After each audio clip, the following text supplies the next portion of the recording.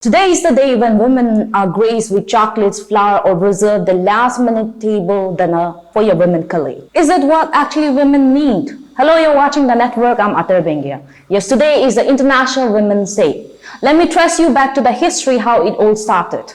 It was during 1908 the campaign for change started to become more vocal when 15,000 women marched through the New York City demanding shorter hours, better payment and voting rights. In 1909, the first Women's Day was observed across the United States. Well, in 1975, United Nations decided to celebrate the holiday on March 8. 2 years later, it became an official UN holiday. Over the years, different events have expanded the vision for International Women's Day, and it continues to evolve. Well, coming back to the context that we are talking about, do women actually need roses and chocolates on this day?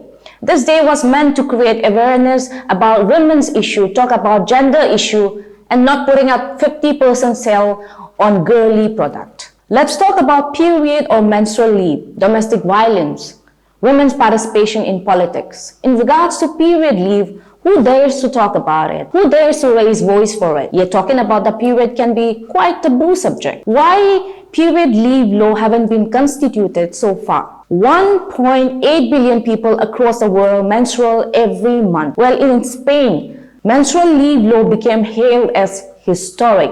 Spain has become the first in Europe to do this. What about in our country, India? Instead of putting sale of 50% on every product, why not avail free menstrual product to every woman in every schools and colleges? That would make more sense, I must say.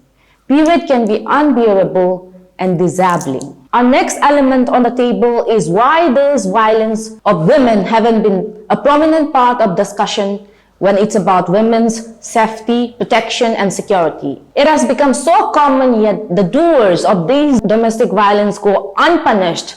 International Women's Day, it's not just about gender equality. It's also about security and safety of women. In the page of Indian Journal of Community Medicine, official publication of Indian Association of Preventive and Social Medicine, there was a publication of an article by Ravneet Kaur and Sunila Garg. According to this article, it says that World Health Organization report that the proportion of women who had ever experienced physical or sexual violence or both by an intimate partner ranged from 15% to 71%, with majority between 29% and 62%.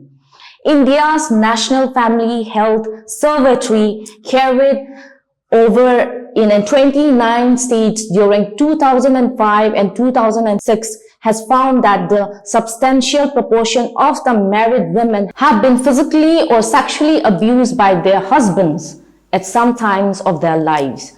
The survey also indicated that the nationwide 37.2% of women experienced violence after marriage. Bihar was found to be the most violent, with the abuse rate against the women being as high as 59%. Talking about the safeguard and protection of women as far as our state is concerned, the brutal and the heinous murder of late Techi Meena Lisi topped the chart. And sadly, the case is still pending. Rolling back to the gruesome murder of late Techi Meena Lisi, found dead on 5th of October 2020 last. The main accused behind the murder of late Techi Meena Lisi with her unborn child was none other than by her own husband. She was 7 months pregnant. The family members are still seeking for justice, but the case is still pending. So how can we say that we women are protected and secured? Women's rights is also about including the protection of these rights. Our next context dwells on to the participation of women in politics. In an ocean full of male participation, there's only few drops of women participation. So on what basis are we still equal? In context to our state legislature, we just have 5 women legislatures. Why women are not getting equal seat as that of male politician. That's a top-notch, prevalent topic of discussion that need to be put on the table. In paper, we are equal, but in practicality, we are still discriminated, abandoned. Gender bias still do takes place, and gender inequality still do breathe. In every context, whether it be political or socio-economic arena, today women are still fighting and battling for the basic primitive rights. Today women are still battling the Victorian era mentality.